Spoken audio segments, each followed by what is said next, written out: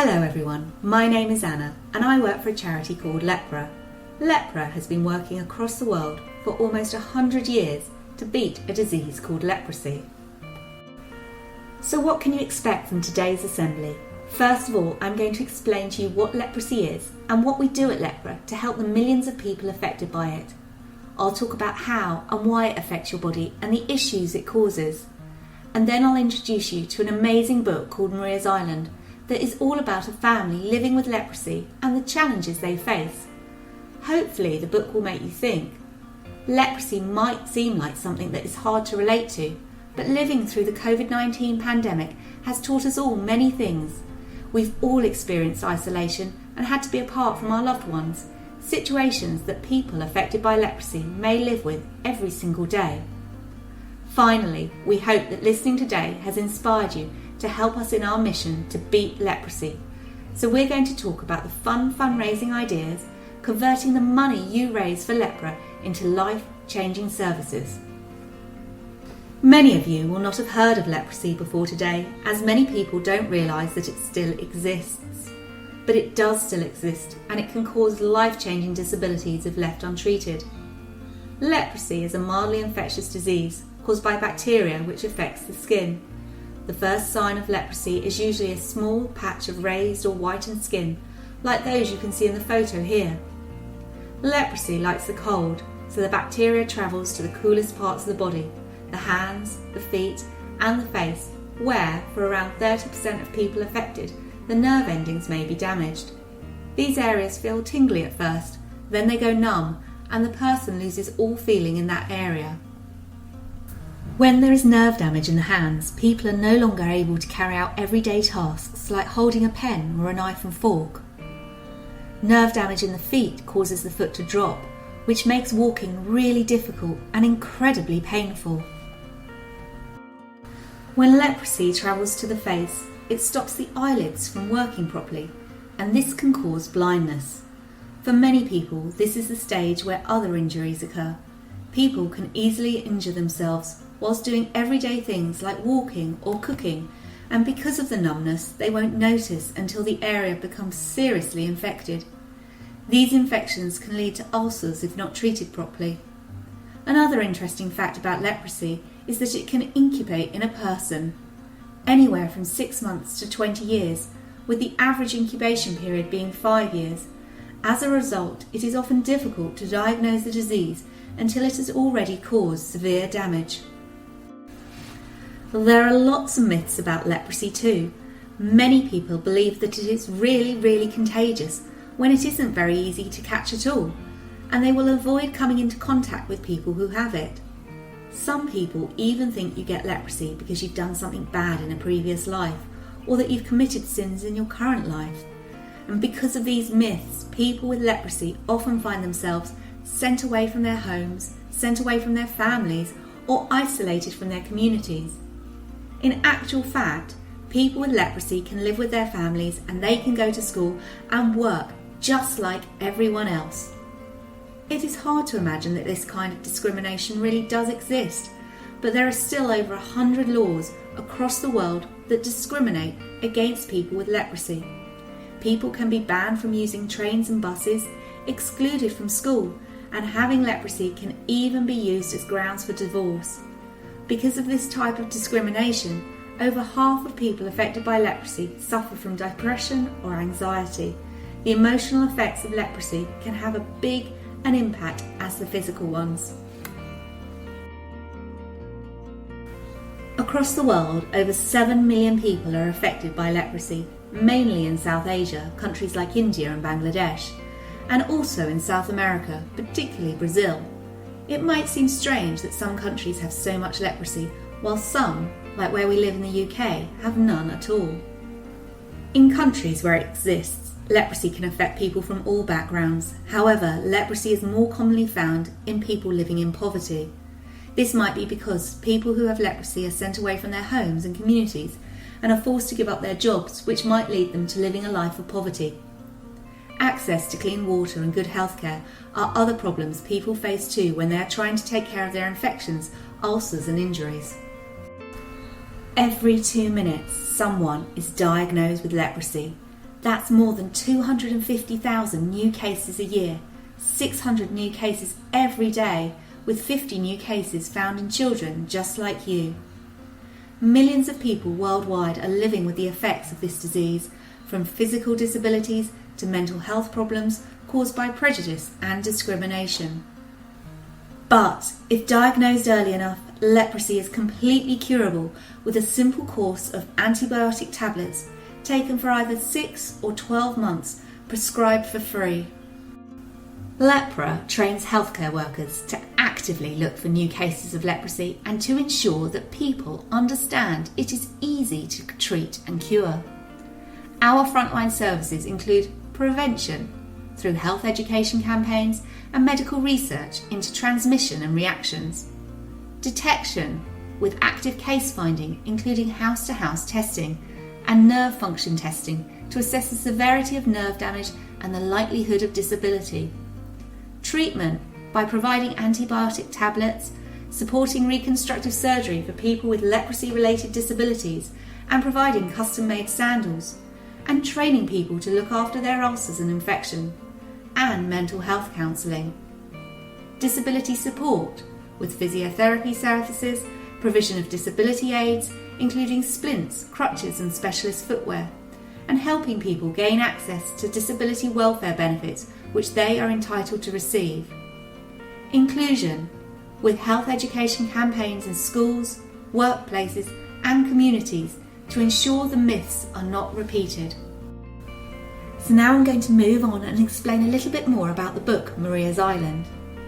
Lepra is a small charity, and in order to raise awareness of leprosy and the work we do, we need people like you to help us spread the word. We are fortunate enough to have a royal patron and vice president, along with some famous ambassadors like Victoria Hislop, to help us spread our message too.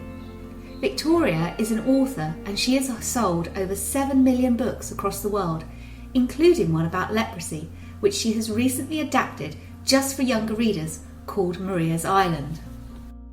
Maria's Island, written by Victoria Hislop, illustrated by Jill Smith and published by Walker Books, is set over 80 years ago on a Greek island called Crete, in a beautiful village there called Plaka.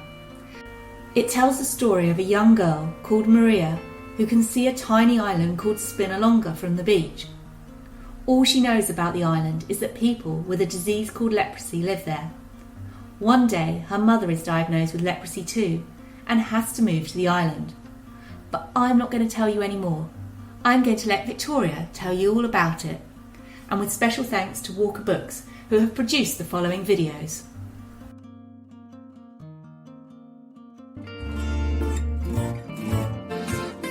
The story focuses on the village of Plaka, where we are today, and this little island behind me, Spinalonga, which for 50 years was a place where people with an incurable disease of leprosy were sent. And my story focuses on one family where the mother discovers she has leprosy and she has to go and live over in Spinalonga, and the impact of that on her family, how they survive, how she survives, and in a sense I suppose it's a story about her courage and the effect on the children that this has. It has, I should say, a very happy ending, which I think is important to know, because any story about a disease might make people a little bit afraid, but actually in the end the reason that Spinalonga is no longer inhabited with patients with leprosy is that the cure was found in the 1950s. So happy end, but with lots of obstacles on the way.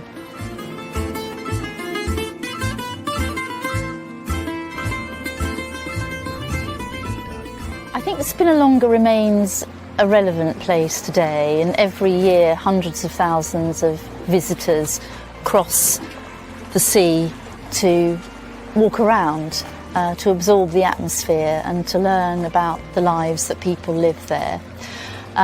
Between 1903 and 1957, people who went to Spinalonga never came back because there was no cure for leprosy. And many of them actually survived for maybe decades, because leprosy is not a fast-growing disease. It can destroy your body very, very slowly. So the people who went there actually went to live, as well as knowing that they would probably die there. So I think in the last year it's felt more relevant than ever, Spina longa, because we've all faced a new disease which we've all been afraid of. And I think perhaps the new relevance is to celebrate the work of scientists, the amazing miracle that they perform of bringing solutions to what one day seems incurable, and the next we have the happy ending. Now we're going to have a think about our own lives for a second. Imagine how we would feel if we became ill and everyone began to treat us differently. We're going to listen to Victoria read a little bit from her book. In this part, Maria's sister finds out that her father is taking people with leprosy over to the island. I want you to listen to how she reacts and think about how she is talking about the people affected by leprosy. Does she show them kindness or sympathy? And how do you think it would make those people feel? Only then did she notice that our father wasn't there. Where's Dad? He's taking some sick people to Spina longa, said Mum. Sick people? You mean lepers? Shrieked Anna. He's taking the lepers to the island. Why? Where's Mr. Lidikis? That's his job.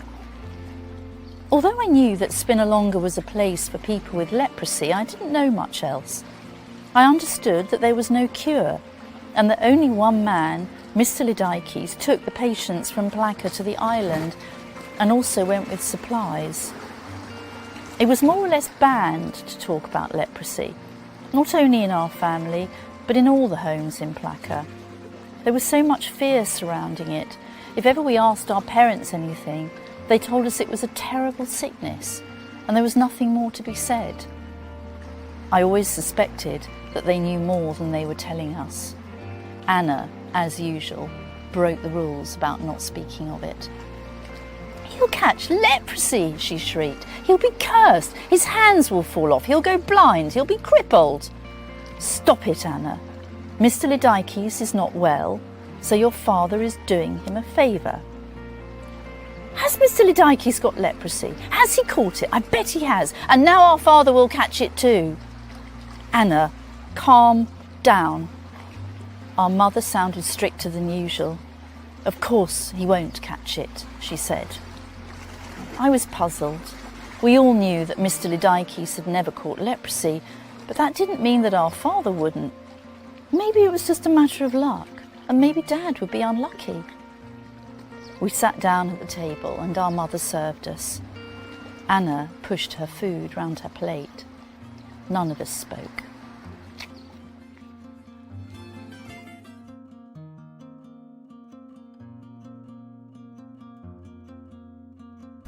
It might seem that a story about a disease is very sad, but Maria's Island has a happy ending.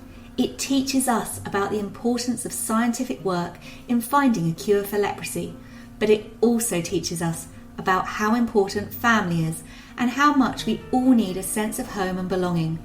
Maria's Island is really a story about courage and bravery, and it helps us to think about how we treat people that we might think of as different from ourselves. Hopefully this will make us realise that we should all be doing our part to make sure that the 7 million people affected by leprosy across the world do not continue to face discrimination. Hopefully this will make us realise that we should all be doing our part to make sure that the 7 million people affected by leprosy across the world do not continue to face discrimination. How can you help us to spread the word about leprosy and the amazing work Lepra does? If your school is inspired by Lepra's work, please choose us to be one of your school charities of the year and do some fundraising for us. There are lots of exciting information on our website about how you can really make a difference to someone's life today. You could move for Lepra, and this means you could choose a distance such as the 850 metres it takes to walk around the island of Spina longa, and then walk, run, scoot, hop, skate, swim, or anything else you can think of and get sponsored to do it. Your teacher could choose a really long way, like the distance from the UK to Greece, where the book is set, and you can all work together to see how many miles you can cover and how much you can raise. Or you could let your imagination run wild and come up with your own fundraising project, a bake sale, a weekend with no technology at all, or even laying in a bath full of baked beans. Whatever crazy idea you come up with, ask your friends and family to sponsor you. Tell them why you're raising money and have a go. If you'd like more information, you can visit the schools page on the Lepra website for more details. With your fundraising, we can make a real difference to the lives of people affected by leprosy. With every £6, we can provide a pair of protective shoes. £28 can run a school education programme reaching 100 children, and £70 can ensure that a child diagnosed with leprosy can continue to go to school and receive an education. Absolutely every single penny counts, and if that means that you collect as many pennies as you can for us, that would be fantastic too. Your school will receive a special thank you presentation and a certificate to let you know just how much you've raised. You will also get the chance to be involved in other wonderful opportunities, like designing a logo for Lepra's 100th birthday in 2024, or being part of our cheer team at the London Marathon. Inspired? So are we. Together we can beat leprosy.